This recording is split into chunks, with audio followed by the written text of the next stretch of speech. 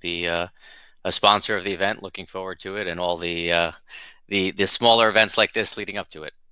This is what it's all about, just to try and build the excitement, and I want people to be able to be aware of what we're doing. Um, I thought what we could do, we've got a mix on here in terms of the audience. We record this and we do sort of send it out to different social media channels as well.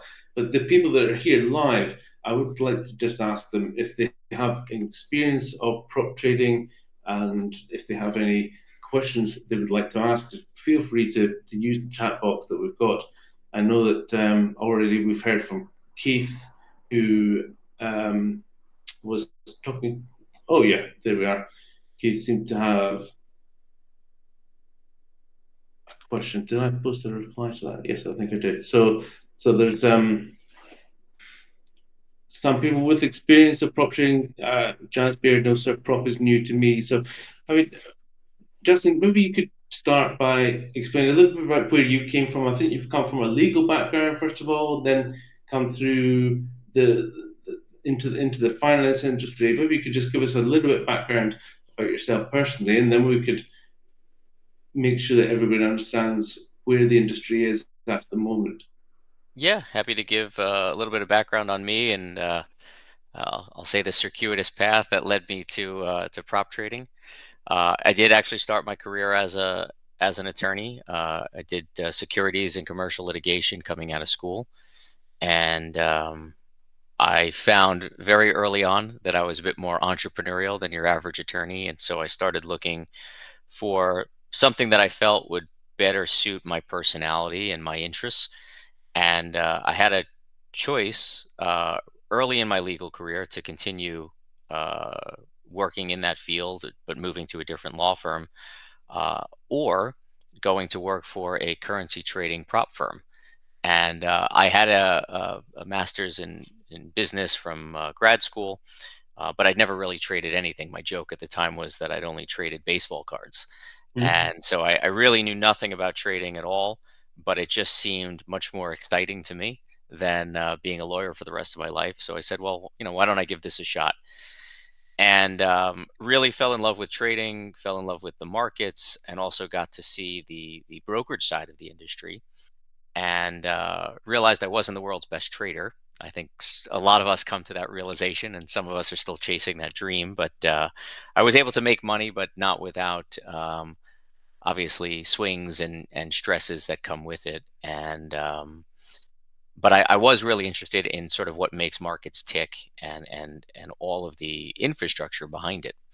And so from that first trading job, I ended up moving to a regulated broker dealer that specialized in order routing and execution for equity and equity options.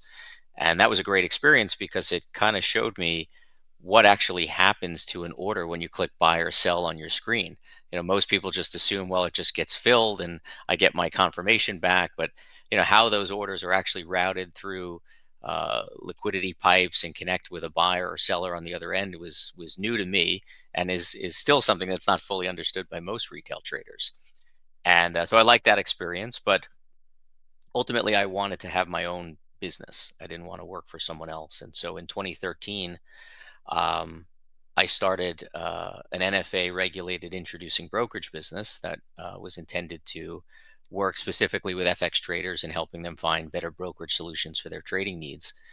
And from there, we built up FCA registration, ASIC registration, and I ran that business for about 10 years. We were one of the largest introducing brokers in the world, and it exposed me to a lot about the industry. I met a lot of people throughout the industry, and one of the best outcomes was I had someone who joined my brokerage business who later became my partner in the prop trading and technology side of things, that brought with him a couple of key institutional relationships when he joined our brokerage business, one of which was one of the earliest and most innovative retail facing prop firms in the world that was pretty big in the future space, but wanted to get into the FX side of the market. And they didn't know much about it.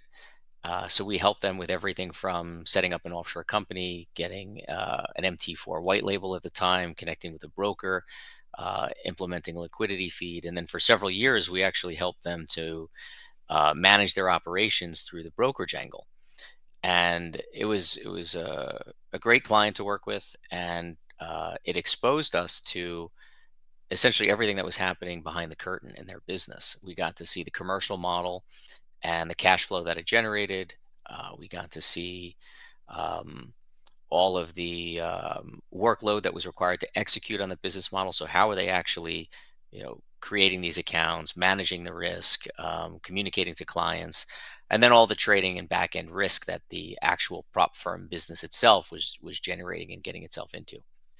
And our key takeaway was that this was an incredibly appealing value proposition to retail traders, but that the firm that we were specifically working for, while growing, was having to do everything manually. And so they had to keep hiring dozens and dozens of people to affect the business model. And so our main conclusion was that, boy, this is something that could take over the world, but it really needs automation to scale. And so we brought in another industry colleague that we'd met over the years, who was an absolutely brilliant developer, and the three of us created a company to build end-to-end prop trading automation, something that had never been done before. We started building it without any specifications, without any client in mind. We just felt like this is a worthwhile experiment. Let's just see how far we can take it. And we started building it in 2019. We brought our tech to market in August of 2020 with a small trading education group that was trying to do this type of work, but doing it manually like everyone else. And within about 6 weeks of deployment, they were cash flowing more than $1 million a year on an annual run rate. And they were still able to run their business with the same three people they started. So they didn't have to hire any more people. And so for them, it was a huge win. But for us, it validated our thesis that with the right technology and the ability to scale, small operators could tap into their audiences with the right marketing and messaging, and provide them with an opportunity that traders would really covet. And so, on the back of that initial success, we reinvested a tremendous amount of time, energy, resources into improving upon the tech, adding new features and functionalities. And FPFX Tech was born, and is largely responsible for the overall growth um, in prop trading. At the time that we had that first deployment, there were maybe 8 firms in the world. Now there's probably north of 200. We've helped to power over 150 of them. And we've since seen over 2 million traders come through our tech. We've processed over $1 billion in prop challenge sales. And we continue to improve and innovate and take feedback and try to make the best product that we can. And what started with FX, now we do on exchange futures, we do on exchange crypto. Um, and one of the things that came out of it, and I'll stop rambling in a moment to let you ask questions or others, No um, problem. is um, is we started as FPFX Tech, but we realized that um, to run one of these prop firms, you really needed to have a significant amount of capital. You had to have infrastructure. You had to have a pretty steep risk appetite, and the wherewithal to deal with all of the business challenges and risks. And there are a lot of great firms out there. There's a lot of great operators that are already involved in a business. And I know you have Lee involved, and Stealth Trader is a great example, right? Lee has a robust education business. He's focused on something all the time. And so for someone like him to get into prop as a standalone venture would require not only a lot of capital and infrastructure, but would take him away from the core business. And we felt that we had the technology, obviously, but we also had the capital, we had the team and the infrastructure that maybe we could create a partnership of sorts where we bring to the table what we do best, and work with people like Lee and Stealth Trader, and allow them to just present the right value proposition to their existing audience in a way that's synergistic to what they're already doing, and everyone benefits. And so that was really the genesis behind the PropAccount brand, is helping trading educators and influencers and people with healthy existing businesses outside of but tangential to prop trading and what prop trading represents, helping them get into that business, helping their traders find a trusted partner to work through for that opportunity. And we each look at it like we're bringing what we do best to the table, and creating this opportunity for traders. Well, it is fantastic. And these are big numbers, and I'm so delighted to have you involved in the event because I've really recently, well, about 6 months ago, I really started to explore the prop space. I had been a little bit remiss in being focused more on the CFD side and the traders and the brokers that I've been working with. I hadn't really noticed this industry that was growing up very, very quickly. So now delving into it, I'm glad that we've met and working together because I do hear very good things. Now, there are other firms out there. Obviously, the industry is growing so quickly. One of the first things that we're aware of is some people don't have the same experience with prop firms. And we've got a mix of people here on the webinar who are retail traders themselves. We've got educators as well. How do where what are the things that if you're a trader? So if we're talking to traders now, what would you say the things would be most important for someone to think about working with a prop company? How do you first of all assess what is a to do a challenge to you access money through to instant funding? What would you think what are the things that you should be checking in the That first was place? that was a very very diplomatic way of saying you talk to a lot of traders, and some of them have been screwed by prop firms, and they're not sure what to look for in a good operator. I like to speak a little bit more bluntly. Maybe that's the American in me, but that's part of the problem that's happened in the industry, and you see that with all sorts of upstart, their financial services or financial asset type products, right? We saw it with Bitcoin 10 years ago, and you had good operators and bad operators, but it was very difficult to discern uh, who was enlightened and who was someone you'd actually want to avoid if you really knew. What I tell people all the time is, you want to actually look at who the operators of these businesses are, and with a little bit of due diligence, you can figure out, do they have any pedigree whatsoever? Do they have history? What were they doing a year ago? Were they selling insurance, or were they like Lee, who's been in the trading business for a long time, and has a reputation that you'd say, yeah, this is a good guy. He's not hiding from anyone. He's been out and open about who he is and what he offers for a long time. Because you have people that have traded on their reputations in a positive way for years and built businesses and credibility around their reputation. And then you have people that just popped up with flashy marketing. And if you scratch beneath the surface, you'll find uh, not definitive answers, but helpful indications of who you might want to work with and who you might not want to work with. Um, you know, I'm one of those people who likes to believe that reputation is everything, and it's part of the reason I'll never be the richest guy in the world, because there's certain things I'm not willing to do to be the richest guy in the world, and that includes taking advantage of people. And so, with what we do, we try to align ourselves with good partners in the prop account business that have credibility, that have existing businesses, that have a captive audience that already trusts them through years of working with them, and then we want to give them all the tools and all of the opportunity to grow their prop brands, and for those traders to have a fair and equitable trading environment. And I'm sensitive to the fact that a lot of prop traders have fallen victim to firms that were largely undercapitalized and didn't have a good appreciation for risk, and they essentially created a heads I win, tail you lose scenario where they counted on everyone to fail these challenges. And if you pass the challenge, they found some convenient reason to not pay you out. And it's the Yeah. worst of the worst outcome.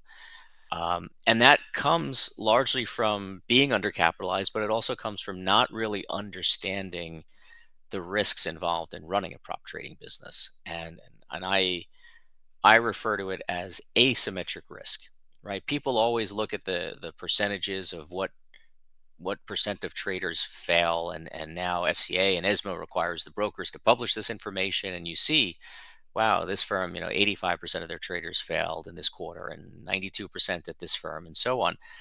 So new prop firm operators look at these stats and they go, everyone loses. If I sell $1 million worth of challenges, well, only 80,000 of those traders are going to, $80,000 worth of traders are going to make money.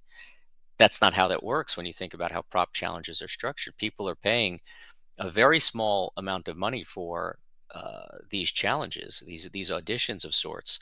But when they pass, they're a $500 challenge fee is getting you a $100,000 account with 50 to 1 leverage. That's a lot of buying power. And if you don't properly qualify your traders and those traders come in and just start gambling or swinging for the fences, another American reference, um, uh, it doesn't take a lot to actually turn your entire business upside down because you're not appreciating that asymmetric risk. And so, one of the things that we've done for the last 3+ years is invest tremendously in risk management, helping to identify plans themselves that are sensible. And that's one of the things that traders can look for is, does it sound too good to be true? If it does, it probably is. It's probably one of those heads I win, tails you lose scenarios. And that's what you want to avoid.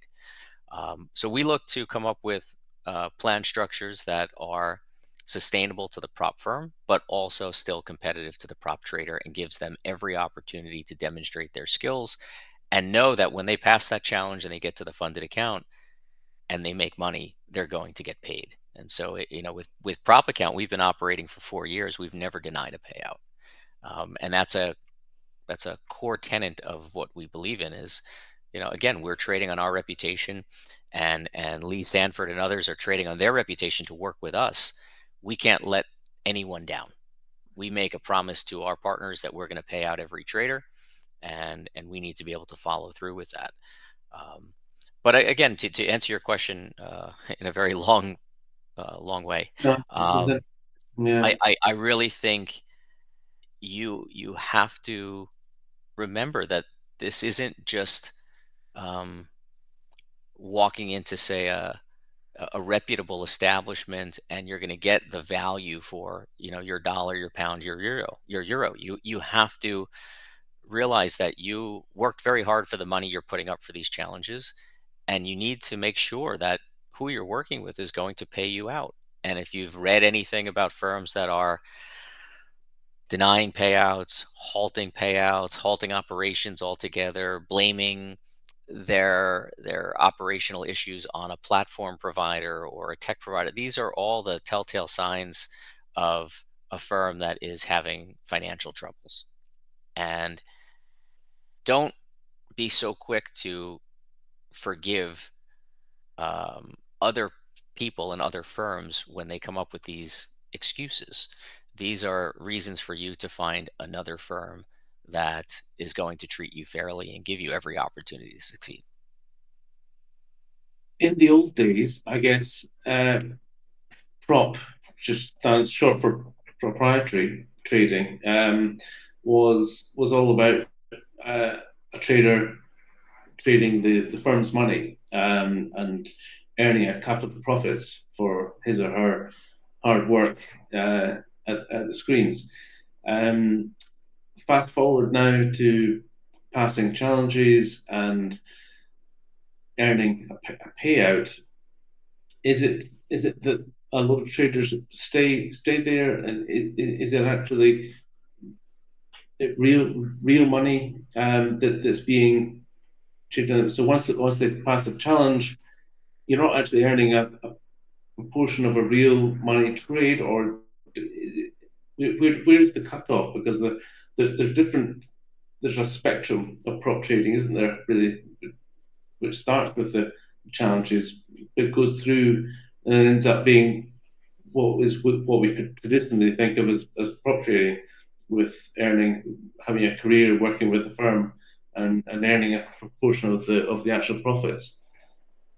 Yeah, Where so a couple of elements to your question, and I'll kind of take them one at a time.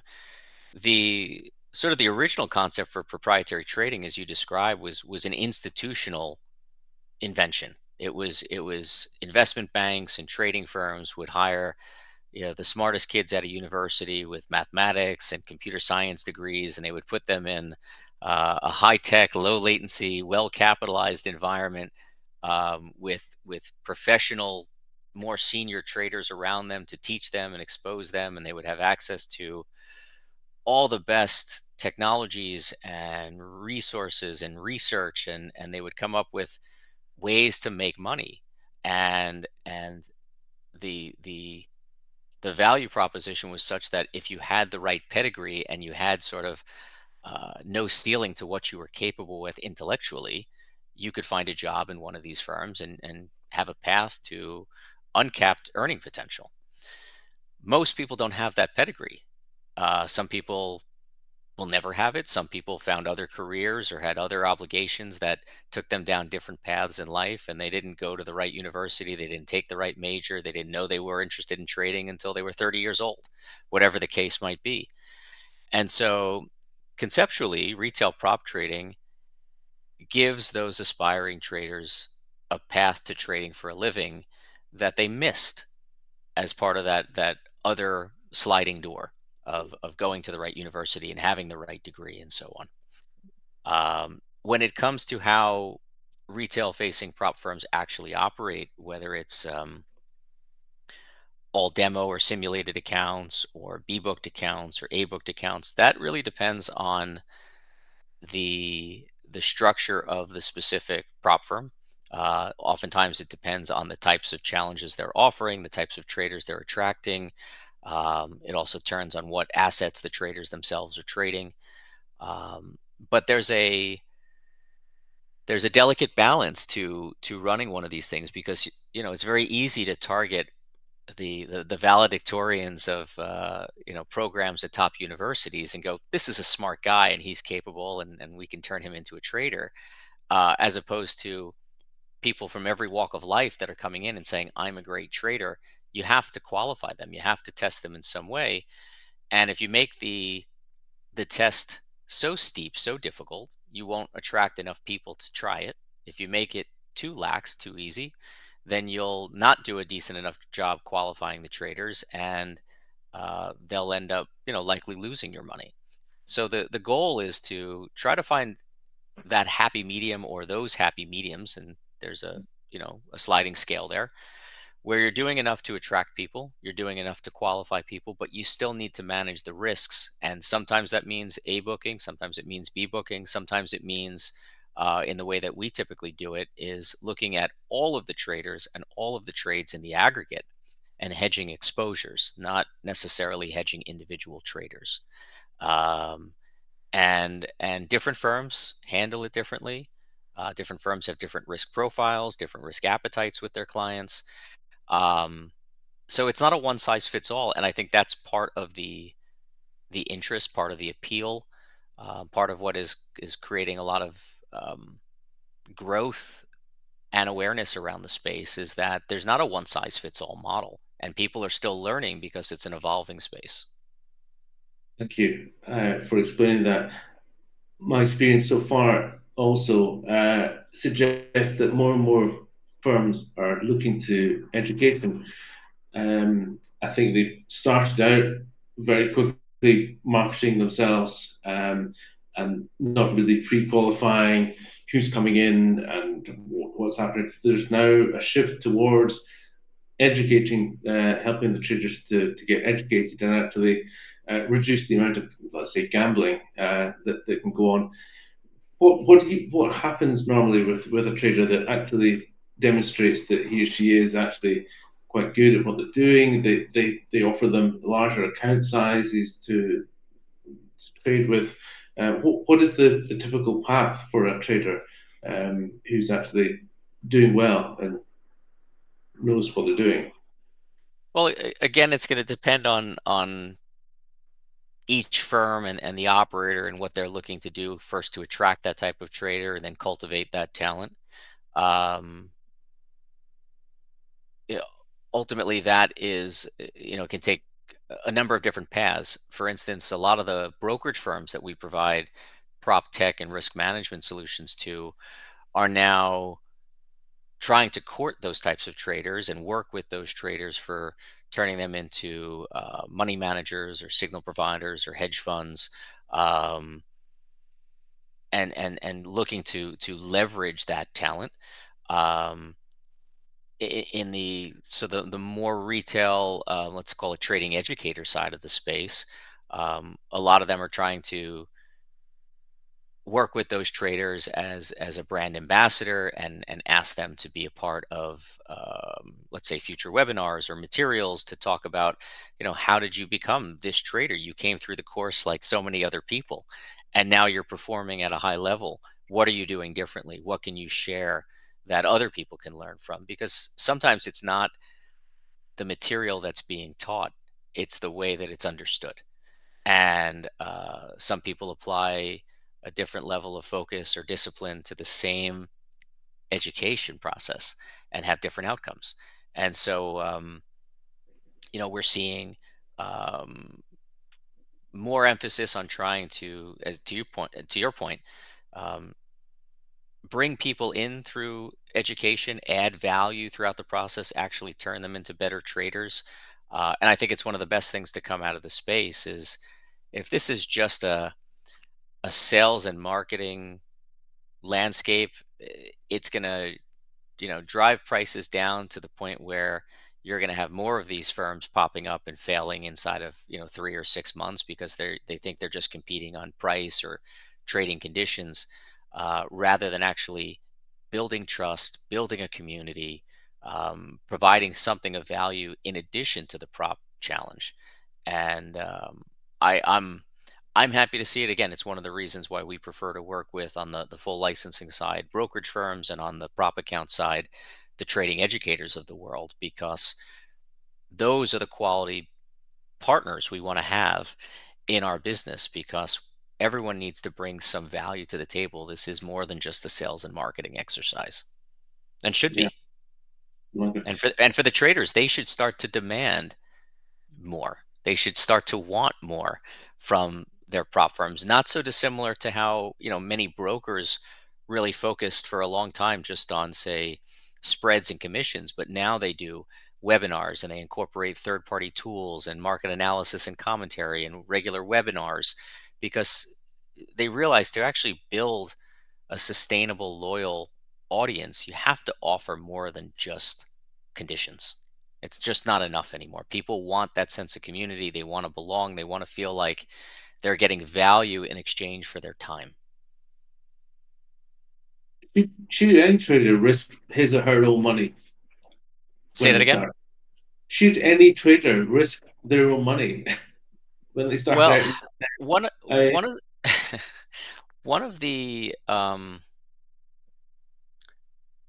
couple of interesting phenomena that we've observed, um, in having run this technology and seen so much data come through, and we sit on a mountain of data that yeah. informs a lot of our decision making, is that um, traders trade better inside of a prop firm than they do in their own accounts. And that is because the conditions that the prop firm puts on those accounts forces the trader to focus a little bit harder, and takes away some of the impulsive, irrational actions that they're willing to take with their own money.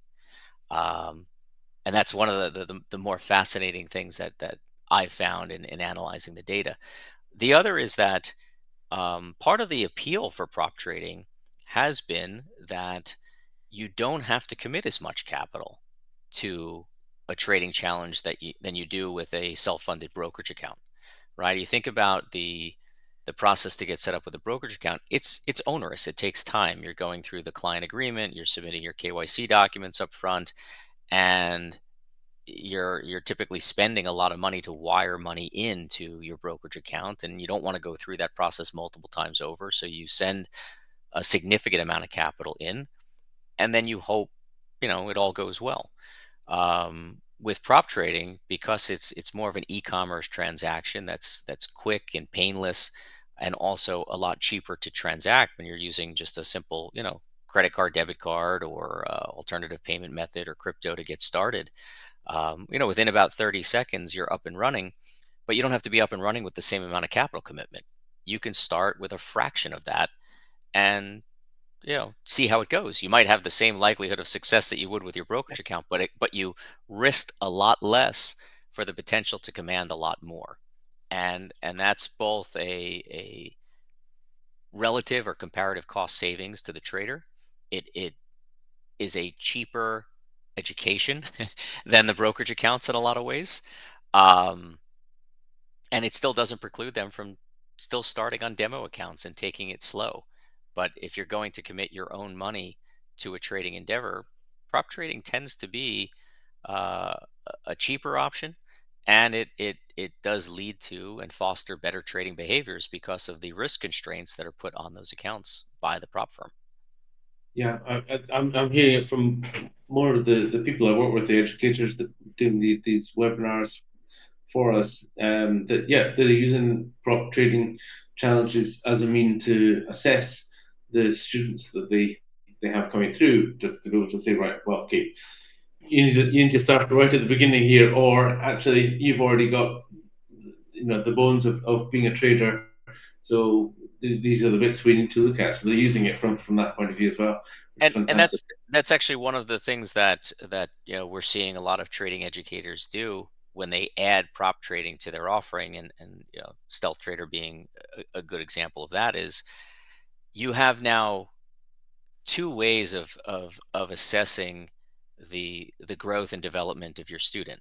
One is you take them through a course, and then you can invite them into your prop program and see how they do, or they could start in your prop program and you see how they do, and you get to assess what they're doing well and what they're not doing well by virtue of actually seeing their trading activity, right? So if you're a trading education firm that also offers prop, and you see that Simon has purchased 5 prop challenges, and he keeps over leveraging his account, and he keeps failing, and he's not really demonstrating the trade ideas or the risk management You're techniques right, actually.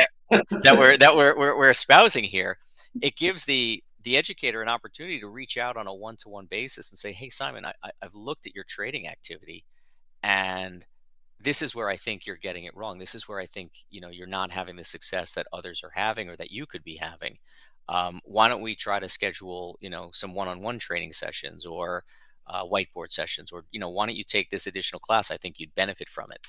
And some of that might be self-serving for the educator, but at the same time, you're not just upselling for the sake of upselling. I can actually look at what you're doing and how you're doing, and have an intelligent conversation about where you specifically are having difficulties. And that's something that if you're an educator, you should want to know how your traders are developing. And from a trader perspective, if you're there to learn, this is a way for the person that you're entrusting to help you to ascend your own learning curve to really see what you're doing right and what you're doing wrong. Well, I mean, I don't recall many traders talking about their brokers, phoning them up and saying, "We've no we've noticed that your trades are over leveraged, or maybe we can help you. We've got some classes on that." I mean, if the prop firms can move into that and use the data from what they can see sort of behind the curtain, to be able to sort of narrow down some coaching and mentoring to help traders, it's huge. I think it's great for the trader to feel like the firm's working with them, which is what prop trading really should be about. It should be a sort of a marriage of both working towards the same goal. Um, and I think that's something that the industry needs to try to work with, because at the moment, there's a little bit of suspicion about some firms that are you playing against the? I mean, this happens in the brokerage industry as well. Are they actually, you know, is there a B book that is looking at all your trades? But I can see that. I'm very optimistic about the industry. I'm very positive because I've seen for years people having a difficulty coming into the markets and learning all about technical analysis and trade size and position and all this. The bottom line is that sometimes they're just starting with too little capital. They're taking on too much risk, and the whole thing's over before you get started. And that's the shame of it. So yeah, very very sort of optimistic on how it can go, but if it needs to be helped to evolve in that way. Does anybody have any questions? Keith's written a message here. I can just see. I think IFX trader. Oh, okay. So this is somebody that I think that works with you, Keith Matthews. Um, okay, so he's having a good experience. The Traders Cafe, the prop trading. As you know, I've been running trading since the 90s, worked with some of the businesses. Doesn't have the opportunity to bring prop trading to the retail sector. Great. Keith, that fantastic. Thanks for the comment. Jazz beer, no, sorry, prop is new to me. So, is there anybody that's here that hasn't looked at prop trading, maybe as a trader, and have any questions for Justin in terms of how to get started? Don't hesitate to use the chat box. There are two question things on this platform. Sometimes I don't check the other one, but I'll keep it going. But Well, yeah, I I mean, know it's I know some people are maybe shy or they don't think of the question that they want to ask. I just dropped my email address in. If anyone wants to message me after this webinar in advance of the Prop Trading Expo, happy to connect and answer questions offline if it's easier. And I know mm, that people do have lots of questions, and sometimes these discussions help to spark even new ones that you didn't come into the conversation with. Um, so do we think regulations coming for the I industry? I really hope so. Yeah. I think long term it's a good thing. I know people hate regulation. I've been on the other side of that where I hate regulation. But the core tenet of it, whether it's CFTC, NFA, SEC, FCA, ASIC, all of those, they're there to protect the end consumer. That's their number one mandate. And unfortunately, you have some bad operators um, in the space that are, have the potential to ruin it for everyone. And regulation, if done right, comes in and helps uh, traders figure out who's a good firm. One, by virtue of the fact that they're regulated is a good sign, but it also means that they've gone through some level of scrutiny. They probably have um, the right experience in their management team. They're properly capitalized. They're making necessary disclosures and reporting. They obviously are paying their traders out or having to justify a reason why some trader may not get paid out, things of that sort. So I'm in favor of it. Uh, That said, sometimes you see regulation that's more of a knee jerk reaction to something where they enact regulation without fully understanding the space. I've been on other interviews and podcasts before, and I've said then, and I'll continue to say, um, I would welcome the opportunity to be a part of that sandbox environment and try to come up with sensible regulation to appropriately regulate this space so that good operators can thrive, bad operators are shown the door, and traders continue to have the opportunity to trade for a living in this exciting vertical. Yeah, well, here. Absolutely. I don't think, David. I don't think we're going to sort of comment on individual firms, other firms. I don't think that would be fair to ask Justin to do that, or myself. But really, what we're trying to do is explore some of the issues that you can use yourself to assess firms. And we're hoping to pull together some of the better firms at the expo in September. So you could use that as a guide. Keith says, as a supplier and educator, we welcome some regulation in the space as well. Yeah, Yeah, good to and go. we've built out the technology to comply with what we think future regulation might look like. Again, we actually built this while we were operating regulated businesses, and so we anticipated that, or I shouldn't say that. We thought out how would prop trading be regulated if it was, and so a lot of the back end functionality, a lot of the reporting functionality that we've created is all fully auditable, immutable, can be submitted to a third party regulator for consumption. um, Things like disclosures of passage rates and payout rates and all of those things can be um, shown on websites or disclosed to traders so they can make informed decisions. A lot of those things are already baked in. We just need someone to say, you need to publicize it now. And then we flip a switch and it's done. And I think those are good things, to your point about how to identify who's a good prop firm and who's a bad prop firm. Those might be some really good details for a trader to make an informed decision. But prop firms aren't required to publish them. And so the operators don't do that yet. Scott said, "What kind of people should be coming to the Prop Trading Expo?" I can tell you that there's going to be a majority, I guess, are retail traders. But what we have seen over the years is that people start as traders. There's more and more traders and more opportunity, I think, for traders to develop and diversify in this business, this trading business that we're all part of.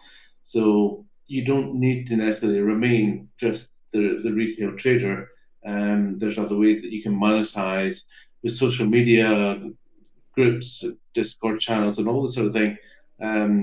So we're seeing a lot more people graduate from coming along 1 year to a show, learn to trade, finding out they're quite good, and then a year later they're back and they've got 20 people coming with them, and they say, "Yes, we've formed a little group and we've started this community," and it goes on, and some of them grow into sort of businesses.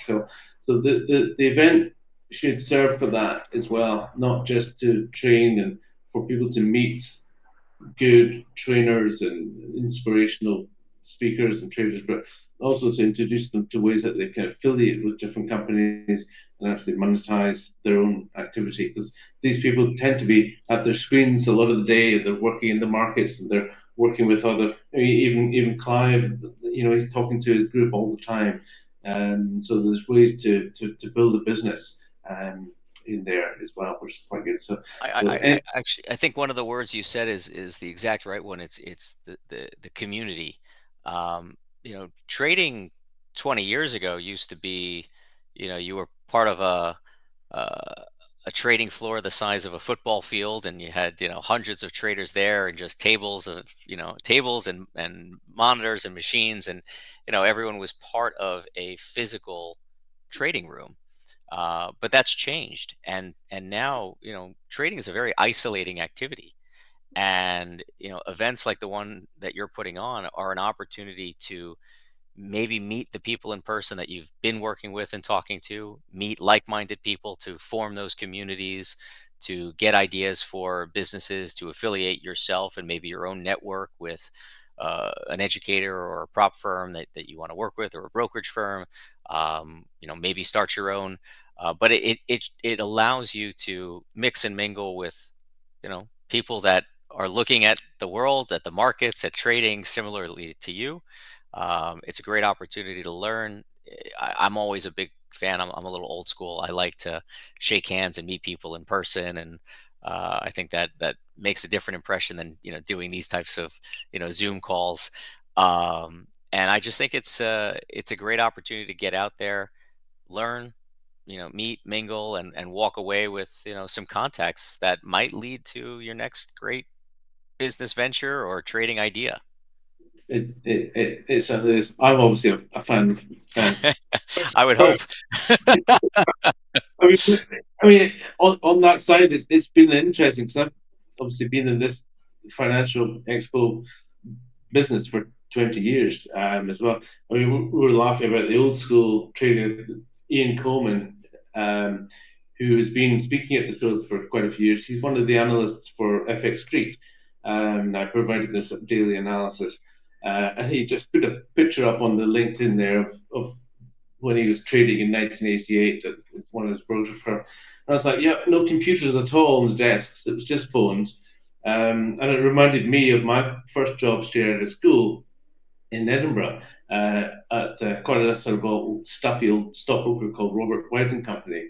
And I was downstairs in the nominees department, and the trader sitting beside me just basically had an ashtray on his desk. He smoked like a chimney all day. It's you could not believe the change that's happened, and even in the shows from 20 years ago, people came because they desperately needed to get information. That's changed now because you can get information on the internet 24 hours a day on your phone. But because there's so much of it, it's now almost come full circle. People need to come back to a person event to be able to be sure of who they're talking to. You know, you're not going to shake hands with an AI, but well, we don't know actually. Maybe that'll be the next thing. You know, it could be robotic exhibitors and speakers, but generally you build that personal connection. I think you know that you're going to be in safer hands, particularly when there's money involved. So it's been fascinating to watch it keep going. Keith, yeah, you remember the old days as well. But listen, Justin, I think we've taken up enough of your time today. It's about 45 minutes. Thank you for joining us. Thank you for supporting the event in September. I'm going to look forward to seeing you in person. You're coming over yourself in Hmm. person with the team, with Scott and the team, which is going to be fabulous. We're all excited about it. And thank you for joining us. And any other questions, the email's there, or people can contact myself and I can put you in touch with uh, Scott and the team and Justin as well. But in the meantime, Justin Hertzberg, CEO of PropAccount and FBFX Tech, thank you so much for joining us this morning. And No, we'll keep in touch. my pleasure. Thanks for having me. Appreciate the opportunity. Look forward to seeing you and seeing everyone in September. It'll be a great event. Thank you so much. All Okay, right. we'll start to Cheers. close there. Thanks. Bye bye.